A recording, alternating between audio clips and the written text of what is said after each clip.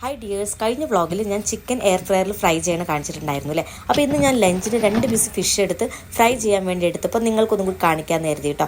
അപ്പോൾ ഞാൻ കഴിഞ്ഞ വ്ളോഗ് കണ്ടവർക്കറിയാം, നേരിട്ട് ആ ബാസ്ക്കറ്റിൽ ഓയിൽ സ്പ്രെഡ് ചെയ്തിട്ട് ചിക്കൻ വെച്ച് കൊടുക്കുക ചെയ്തിരുന്നു. അതുപോലെ തന്നെ ഫിഷും ചെയ്യാം കേട്ടോ. നേരെ ബാസ്ക്കറ്റിൽ സ്പ്രെഡ് ചെയ്ത് കൊടുത്തതിന് ഓയിൽ സ്പ്രെഡ് ചെയ്തതിന് ശേഷം ഫിഷ് ഇറക്കി വെച്ച് കൊടുക്കുക.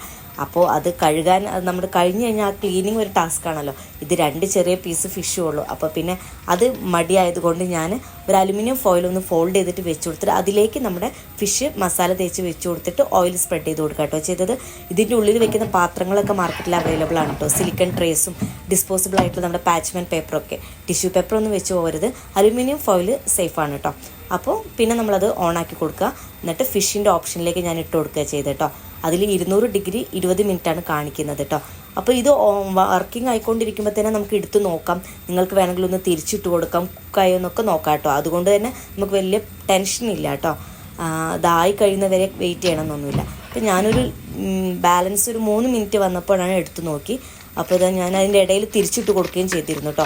അതിന് ആവശ്യമില്ല, 2 ഭാഗവും കുക്കായി കിട്ടും. പിന്നെ ഒരു മൊരിഞ്ഞ പോലെ ഒരു ഫ്രൈഡ് ഫീൽ കിട്ടാൻ വേണ്ടിയിട്ടാണ് ഞാനൊന്ന് തിരിച്ചിട്ട് കൊടുത്തിട്ട് കുക്ക് ചെയ്തെടുത്തത് കേട്ടോ. അപ്പോൾ അത് അടിപൊളി ഫിഷ് ഫ്രൈ റെഡി ആയിട്ടുണ്ട്. ചിക്കൻ പറഞ്ഞ പോലെ തന്നെ ടേസ്റ്റിലൊന്നും ഒരു കോംപ്രമൈസും ഇല്ല, നന്നായിട്ട് ഫ്രൈ ആയി കിട്ടിയിട്ടുണ്ട്. പിന്നെ ഇതാ നമ്മുടെ ഈ അലുമിനിയം ഫോയിൽ വെച്ചുകൊണ്ട് തന്നെ നമ്മുടെ ബാസ്ക്കറ്റ് നല്ല ക്ലീനായി കിട്ടുകയും ചെയ്യും. അപ്പോൾ ഓക്കെ, ബൈ.